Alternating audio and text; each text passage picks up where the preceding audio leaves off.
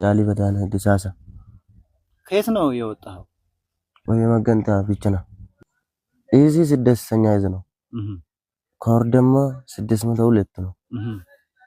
ክፍለ ጦር ደግሞ 75ኛ ነው። ስንተኛ ሬጅመንት ነበር? 5ኛ ሬጅመንት። በምን ምክንያት ነው እንግዲህ ከዛ ማህበረ ብርሃን ከሚገኘው የአገዛዝ ሰራዊት በመውጣት ወደ ፋኖ የተቀላቀልከው በምን ምክንያት ነው? መከላከያ አስጠልቶ ነው። አስጠላል። አገዛዙ ስርዓት አስጠልቶኝ ነው የወጣው ብለኸኝ። አሁን አገዛዙ ምን እየሰራ ነው አስጠልቶ ወጣ? አንድ ገጣሚ አመት ባል ነበረ ገርቤል ጊዜው ገርቤል በዛን ጊዜ አንድ አጋጣሚ አንድ ጥይት ተኮስኩ። ከዛ በቃ ትከፍላለህ ምናምን አለ። ረጅ ሻለቃ ቻለ ነው የምትባለው። ትከፍላለህ አለ። ከዛ እኔ ደግሞ በአንድ ጥይት እንደዚህ ትላለህ ብዬ ተናደርኩ። ተናድቼ ሌባ ምናምን አለ። ከፈለገ ጥርቅ በላለ ራሱ ማለት ነው። ከዛ እናንተ ጋር ተከላከልኩ።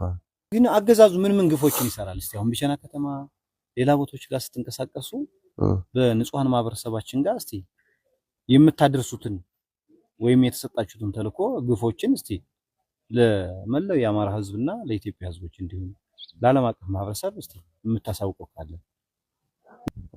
ግፎች ያለው በቃ የሚያረባ ነገር የሰራ ነው መከላከያ ማለት ነው። ስራው አስተላል የሚያረባ ነገር ሰውም ይዘርፋል። ፈተሻ ብሎ ፈተሻ ላይ ቆሞ ሰውን ይዘርፋል።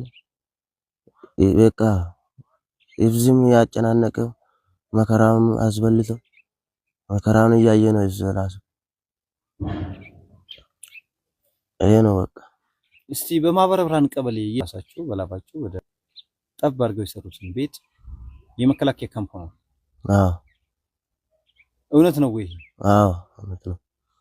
እንዴት ነው የግለሰቦችን ቤት አስወጥታችሁ ልጆቻቸውን፣ ሚስቶቻቸውን፣ ቤተሰቦቻቸውን አስወጥታችሁ ካምፕ ሊሆን የቻለበት ምክንያት ምንድነው? ምክንያቱ እኛ አዲስ መጣን። ከዛ ውጡ ተባለ መጣ። ሰዎች ቤት ቆልፈው ነው ዱት። ከዛ አስጠርቶ ከቤቱን አስከፍቶ ቤት ውስጥ ገቡ። አሁን ቤት ውስጥ እየኖሩ ነው። አይ ስንፈና የለምኛ ሲገባ ያው አማራ ፋኖ ነው አለ።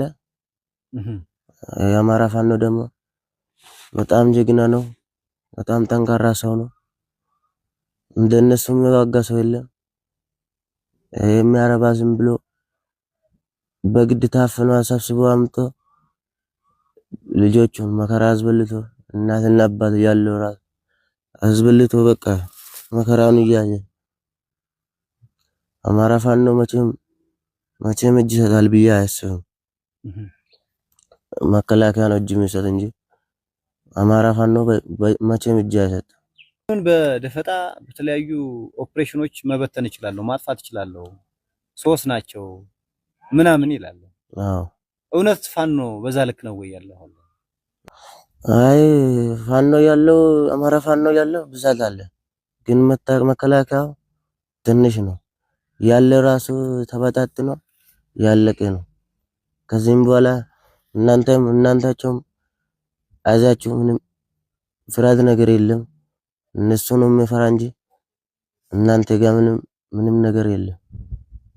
በመከላከያ ሰራዊት ውስጥ የብሔር ልዩነት የለም፣ አድሎ የለም። የአማራ ተወላጅ የሆኑ የመከላከያ አባሎች እየተገፉ አይደለም? የደቡቦች ሶማሌዎች የተገፉ ነው። እነሱ በብሔር ይሰድባሉ። አዎ በቃ ምን እንደሆነ አላውቅም። በቃ እንደዚህ ብሎ ይሰድባል ምናምን ብሎ ከፈለገ ጥርቅ ይበላል። እኔ አሁን ለምሳሌ ኦሮሞ ነኝ። ኦሮሞኝ ደግሞ መከላከያ ሲመጣ ይገፋል። በቃ ደቡብ ነው፣ ሶማሌ ነው፣ ሲዳማ ነው ምናምን ብሎ በበር ተመልምሎ እንደዚህ ያወሩ ምን ዋጋ የለም። ከዛ በቃ ደቡብም ቢሆንም ኦሮሞም ቢሆንም ሰላሌም ሶማሌም ቢሆንም ሁሉም ብሔር ቢሆንም አንድ አላማቸው ነበረ። እነሱ ደግሞ በቃ ይገፋል፣ ይደበደባል፣ ሰው ይቀጣል።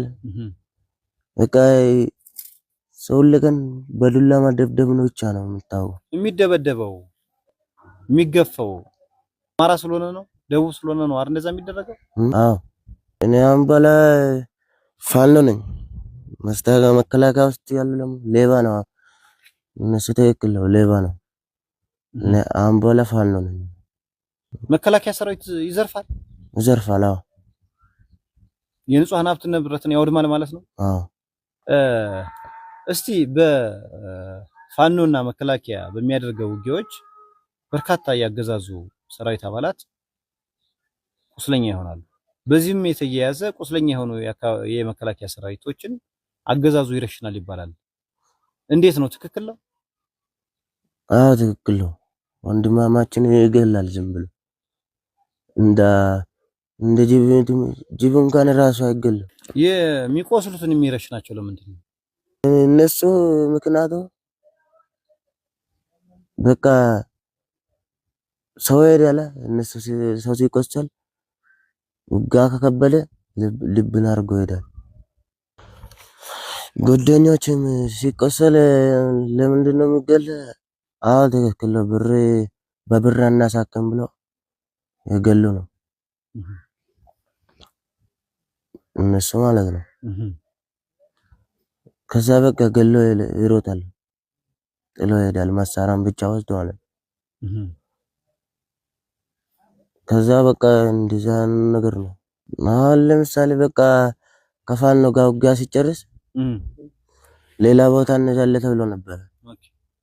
በቃ ወደ ለምሳሌ ወደ ሰላሌ ወደ ደቡብ ምናምን ወደዛ ወደ አምቦ አካባቢ ምናምን እንሄዳለን ብለው ነበሩ።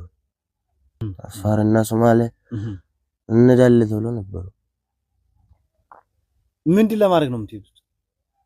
የፋኖ ልጆች በጣም ብዛት አሉ። መከላከያ ደግሞ ተበታትኖ የጨረሰ ነው፣ ያለቀ ነው ማለት ነው። የተበታተነ እየወጣ ነው። አዎ የወጣ ነው። በምን ምክንያት ነው የሚወጣው? አመራር ምክንያት ዝም ብሎ እንደ ሰው ያደብድባል። ዝም ብሎ ሰው ይረሽናል። ብዙ መከላከያዎች ተረሽኗል። አዎ ተረሽኗል። በምን ምክንያት ነው የሚረሽኑት? ያው የአማራ ጀግና ስለሆነ ልጆቹ መሳሪያ ሲጠፉ እነሱ ደግሞ መጥቶ ይረሽናል። ያው በቃ ስልጣኑ ምናምን የሚሰጥ ለብሔር ነው፣ ለብሔር ነው እንደዚህ። ይሄ ደግሞ ትክክል አይደለም። በቃ እኔ እኮ አምባ አዝራግጬ ነው የምነግር እንጂ አይፈራም። በቃ አሁን በኋላ በቃ እንደዚህ ነገር ነው። ረጅሜንቷ ደግሞ እኛ ግዳጅ ሲሄድ አመራሩ ተቀምጦ ይጠጣል። እኛ ግዳጅ ላይ ነደን ደክመን ሲመጣ እሷንም ይጠጣል። በቃ እንደዛ ነገር አለው። ይሄ ደግሞ ትክክል አይደለም፣ ጥሩ አይደለም ማለት ነው። ህዝብን የጨፈጨፈ ነው። ህዝብን ጨፍጭፎ በቃ ይሄን ደግሞ ትክክል አይደለም። ይሄ መከላከያ ህዝብን በጣም የጎዳ ነው። በትምህርት ቤትም በስራም በቀለብም ህዝብን በገንዘብም የጎዳ ነው። ትምህርት ቤት ደግሞ ገብቶ ልጆቹ እንዳይማር ብሎ እዛ ውስጥ ይገባል። ልጆቹ ትምህርት ያቋርጣል። እነሱ ወታደር እስከሚወጣ ድረስ። ከዛም በኋላ ልጆቹ ወደ ኋላ ቀሩ። የትምህርት ቤት ተቋማትን ያወድማል ትምህርት ቤቶችን። አዎ እናቶችን ያንገላታል። አዎ ማህበረሰቡን ይዘርፋል። አዎ ይህን ሁላ ግፍ የሚፈጽመው የመከላከያ ሰራዊት ነኝ የሚለው ቡድን ነው አይደል? አዎ በጣም ይገርማል። በመጨረሻ የምታስተላልፈው መልእክት አለ እስቲ? ለአማራ ህዝብ ለመላ የኢትዮጵያ ህዝቦች የምታስተላልፈው መልእክት አለ ወይ? እዛም ለቀሩት ጓደኞች? አይ መጨረሻ ላይ የሚያስቀምጠው ነገር የአማራ ፋኖ በጣም ጀግና ነው። እኔ ወታደር ነኝ። እኔ እዛ የቀሩ ደግሞ እንደሚመጡ እንደምስተላልፉ እፈልጋለሁ። እሺ፣ እናመሰግናለን።